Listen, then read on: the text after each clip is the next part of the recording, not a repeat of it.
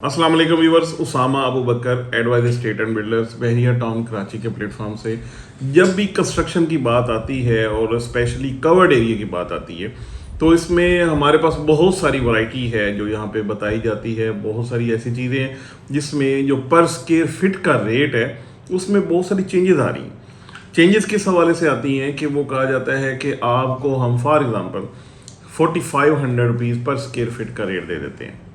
4500 बिल्कुल ठीक है, हम अपने हिसाब से देखते हैं कि ये फिजिबल नहीं बनता, लेकिन उसमें कर क्या दिया जाता है, जो उसका कवर्ड एरिया है उसको बढ़ा दिया जाता है।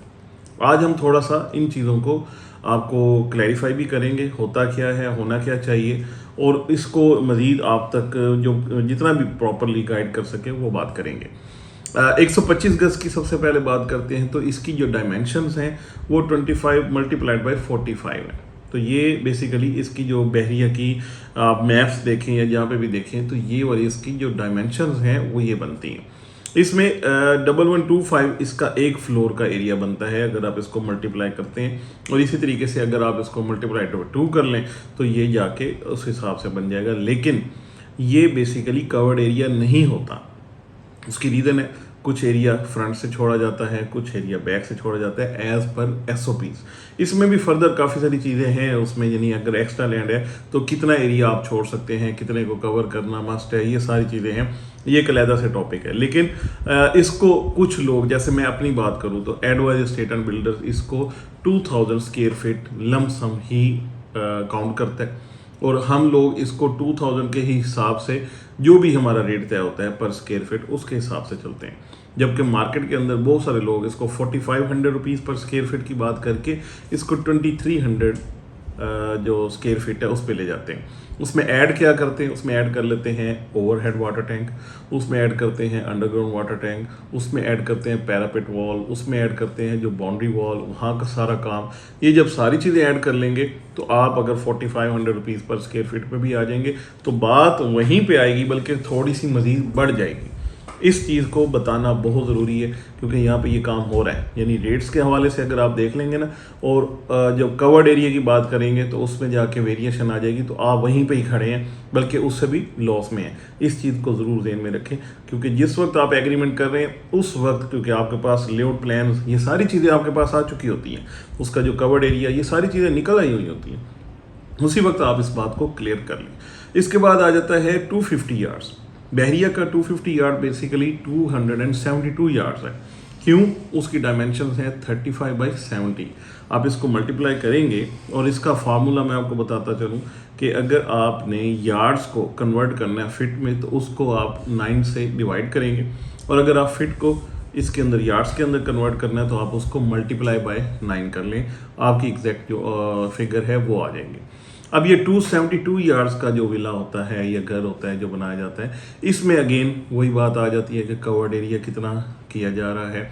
इसमें भी आप जब मल्टीप्लाई करेंगे, इसमें जो एज पर एसओपीज ऑफ बहरिया आपने जो पैसेज छोड़ना है, लेफ्ट साइड से 5 फीट की जो पैसेज है वो छोड़नी है, बैक साइड से 7 फीट छोड़ना है, ये सारे एसओपीज बहरिया के गिवन हैं और ये कवर नहीं हो रहे होते। तो इसको भी जाके जिस दिन आप बैठ के एग्रीमेंट करें उस वक्त जाके कितने स्क्वायर फीट एरिया बन रहा है इसको ज़रूर साथ मेंशन करें भी, करवाएं भी, बिल्डर से भी ये बात करें, क्योंकि यहाँ पे हो ये रहा है। हमने अभी रिसेंटली काफ़ी सारे केसेस देखे हैं, रेट्स कम जाके आपको दे दिए जाते हैं, आप इसके ऊपर जाके खुश हो जाते हैं, लेकिन आगे जाके जब कवर्ड एरिया बढ़ा दिया जाता है इन्हीं चीज़ों को ऐड करके, overhead water tank, underground water tank, parapet wall और बाकी का सारा जो आपने जो इसकी बाउंड्री वॉल बनाई है ये सारी चीज़ें की हैं, क्योंकि उनकी मेजरमेंट डिफरेंट तरीके से की जाती है, जो ये कवर्ड एरिया इसकी डिफरेंट तरीके से की जाती है। तो इसलिए इस चीज़ को मैनेज करना या इसको पहले दिन क्लैरिफाई करना बहुत ज़रूरी है। इसके बाद आ जाते हैं 500 यार्ड्स पे। बहुत सारे लोग हमें ये कहते हैं कि 500 यार्ड्स में जाके हम तकरीबन कोशिश करना चाहते हैं कि हम कोई 50% एरिया को कवर करें और 50% ओपन रखें। मैं ये बात बहुत क्लियर करना चाहता हूँ, 50 यानी 500 यार्ड्स की जो डायमेंशंस हैं वो 50 बाई 90 है, यानी 50 उसका फ्रंट है, 90 उसकी डेप्थ कह लें या उसकी विड्थ कह लें। यहाँ पे आपका जो कवर्ड एरिया आता है वो आता ही 35 बाई 70 है। यानी जितना 250 गज यानी 272 यार्ड्स का होता है जो विला, इतना ही यानी एग्जैक्ट इतने एरिया को बाय एसओपीज जो बहरिया के बाय लॉज हैं उसके मुताबिक इतना ही एरिया आपने कवर करना है।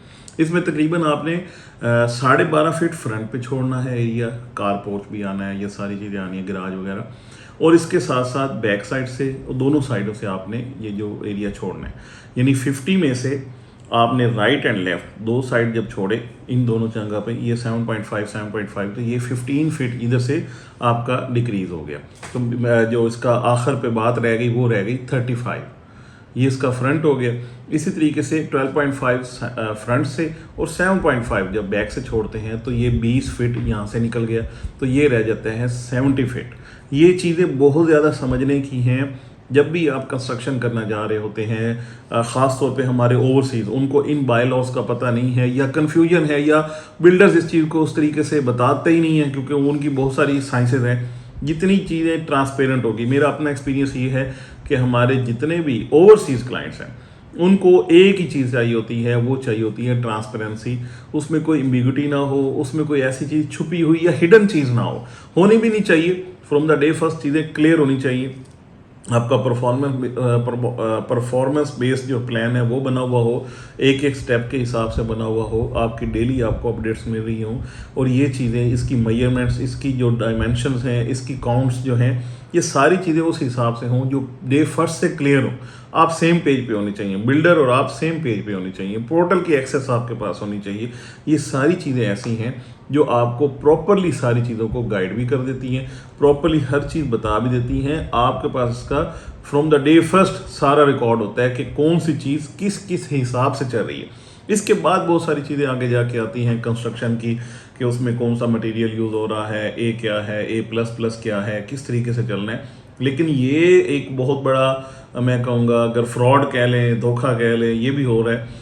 लेकिन आपने कैसे बचना है कि पहले दिन आपने इन चीज़ों को ओके कर लेना है कि टोटल कितनी एरिया को आप इसमें काउंट कर रहे हैं, किस रेट के हिसाब से काउंट कर रहे हैं, फिर जाके इस चीज़ को तय करें। कोई भी कॉन्ट्रैक्ट करने से पहले इन चीज़ों को जानना बहुत ज़रूरी है जो आपको मैंने बताई।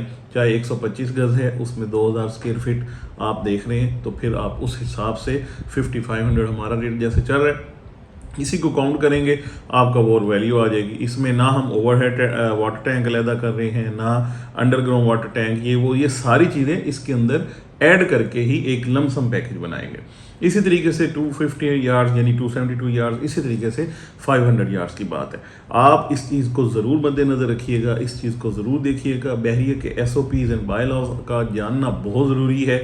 इसके फ्रंट एलिवेशंस कहाँ पे हैं, कहाँ पे बेसमेंट बन सकती है, कहाँ पे नहीं बन सकती, ये बहुत सारी चीज़ें हैं, एक लंबी फहरिस्त है जो आप जब भी कंस्ट्रक्शन की तरफ जाएं आप हमसे रब्ता करें तो इंशाल्लाह आपको जितनी भी डिटेल्स हैं वो एडवाइज एस्टेट एंड बिल्डर्स की टीम आपको दे देगी, और आप ज़रूर ये चीज़ें जानें, फिर जाके अपनी कंस्ट्रक्शन की साइट्स पे काम करवाएं और कॉन्टैक्ट करें। Thank you so much for watching.